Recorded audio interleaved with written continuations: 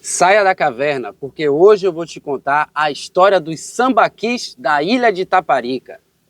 Pois é, minha comunidade, estou aqui no Porto dos Santos e, enfim, chegou o dia de contar a história dos sambaquis da ilha de Itaparica. Tá, mas o que são sambaquis? São vestígios arqueológicos deixados por populações humanas que ocuparam o litoral brasileiro antes mesmo das populações tupinambás.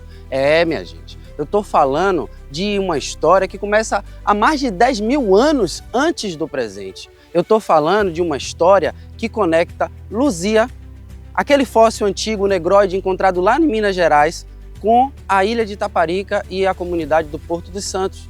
E é essa história que eu vou te contar agora. Antes mesmo de começar a falar dos sambaquis, eu tenho que chamar a atenção para um fato curioso. Ainda no século XIX, um americano que é considerado pioneiro dessa ciência esteve aqui em Itaparica e descreveu as interessantes formações geológicas que ele encontrou na ilha. Inclusive, foi em um desses folhetos aqui, dessas formações geológicas da ilha, que foi encontrado um animal lá do tempo dos dinossauros pela Universidade Federal de Feira de Santana. Durante muitos anos, eu procurei exaustivamente pela localização exata do sambaqui daqui do Porto dos Santos. Mas foi só com a ajuda do professor Luiz Felipe que nós tivemos acesso ao relatório que Valentim Calderon entregou ao IPHAN, se não me engano, na década de 60. E nesse relatório, essa seria a localização do sambaqui da Ponta do Sobrado, como ele fez questão de destacar. Por quê? O sambaqui não estava necessariamente na frente da vila de Porto Santo, como o Richard Hartmann, sei lá, o nome do americano.